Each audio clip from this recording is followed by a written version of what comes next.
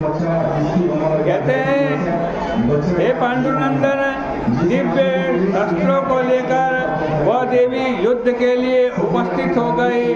उस मोर दैत्य ने देवी को देखा। उस देवी ने दैत्य को युद्ध के लिए ललकारा। तब मोर दैत्य उस देवी से लड़ने लगा। उसके साथ वह लगातार युद्ध करती रही। उसके संग्राम को देखकर वह आश्चर्य करने लगा। वह विचार करने लगा कि यह वज्रपात करने वाली भयंकर कन्या किसने रची। यह कहकर वह दैत्यराज उससे युद्ध करने लगा। फिर उस महादेवी ने शीघ्रता से उस बलि दैत्य के शस्त्रों को तोड़कर क्षण भर में ही आज उसका रथ भी नष्ट कर दिया। फिर वह भुजाओं से युद्ध करने को बढ़ा। आज कहते बड़ी तेज दौड़ा। देवी ने उसके हृदय पर एक लात मारकर उसको पटक दिया। फिर वह उठकर कन्या को मारने की इच्छा से दौड़ा। देवी ने कुपित होकर आते हुए उस दैत्य का सिर काटकर क्षण भर में पृथ्वी पर गिरा दिया। खंडित सिर वाला वह दैत्य यमलोक को प्राप्त हो गया। शेष दैत्य भयभीत और दुखी होकर पाताल लोक को चले गए। तब भगवान उठे और अपने सामने मरे हुए असुर को देखा।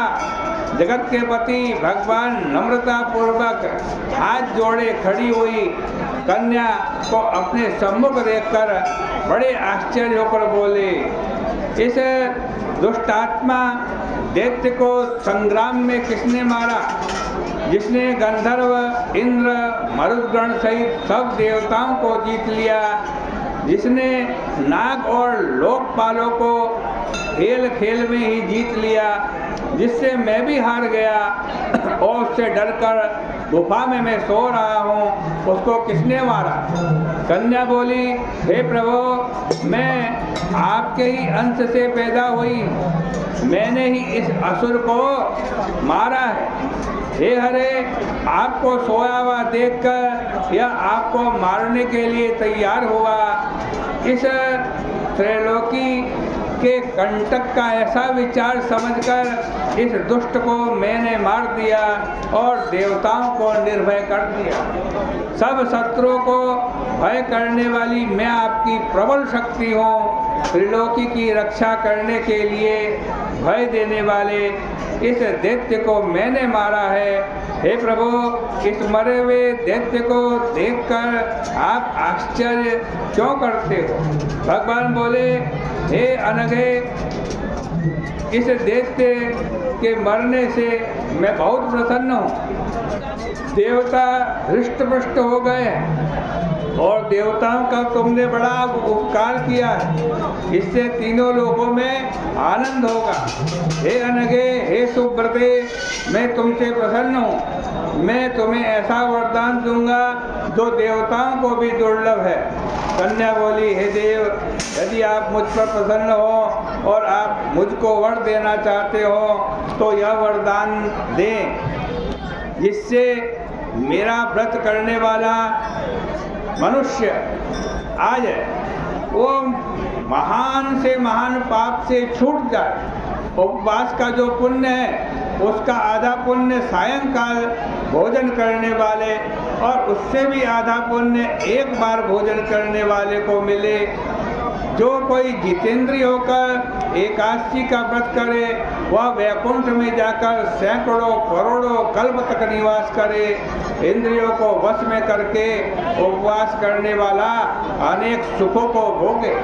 हे भगवान, आपकी प्रसन्नता से मुझे यह वरदान मिले, जो कोई उपवास करे, सायंकाल भोजन करे अथवा एक बार भोजन करे, हे जनार्दन, उसके लिए धन, धर्म और मोक्ष दीजिए।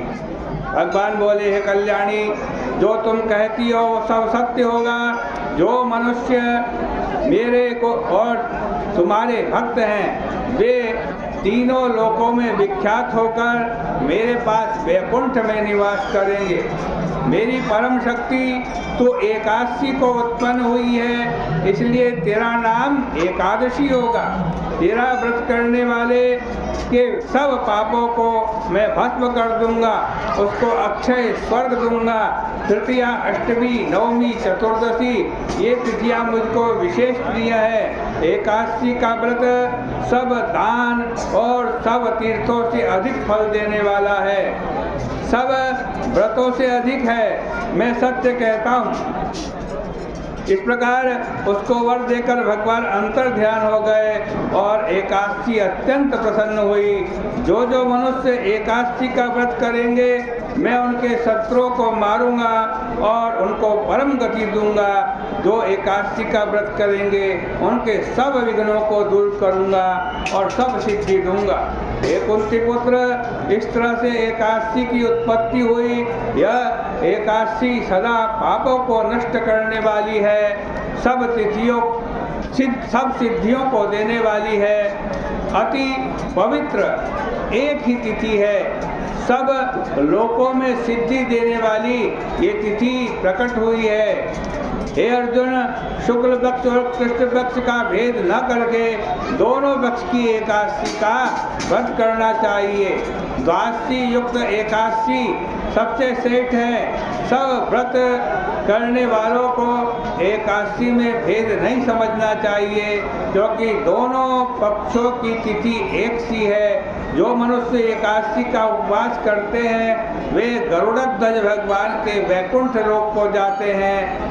जो मनुष्य संसार में भगवान के भक्त हैं और सदा एकादशी के महात्मा का पाठ करते हैं वे धन्य हैं। एकादशी का व्रत करने वाले को अश्वमेध यज्ञ का फल मिलता है, इसमें कोई संदेह नहीं है।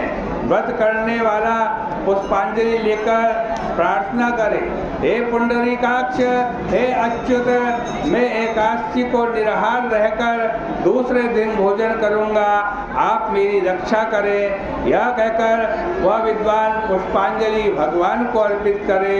उपवास के फल की इच्छा करने वाला 3 या 12 या अष्टाक्षर 3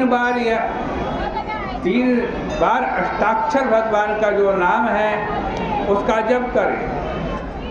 मंत्र पढ़कर एक पात्र में जल रखे, उसको पी ले।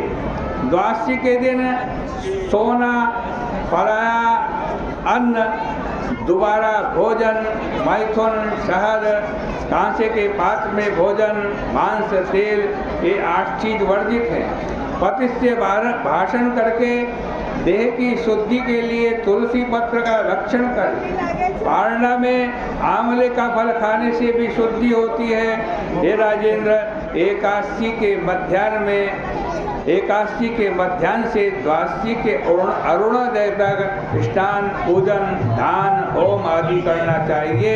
यदि कोई भारी संकट आ जाए तो जल से पारणा करके फिर भोजन कर ले तो पुनर्भोजन का दोष नहीं होता।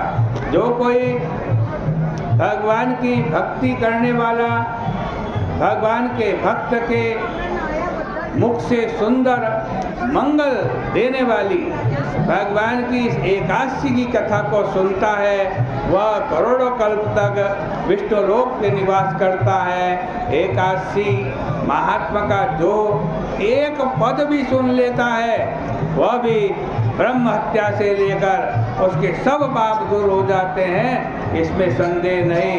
वैष्णव धर्म के समान कोई सनातन व्रत नहीं है। इस प्रकार से श्री भविष्योत्तर पुराणे श्री कृष्णार्जुन संवादे माघ-ऋषि कृष्णेकादशी व्रत महात्मा श्री कृष्णार्पणमस्तु। इस व्रत के पुण्य को हम भगवान के श्री चरणों में अर्पित करते हैं। बोले गंगा मैया की जय, बोले एकादशी माता की जय।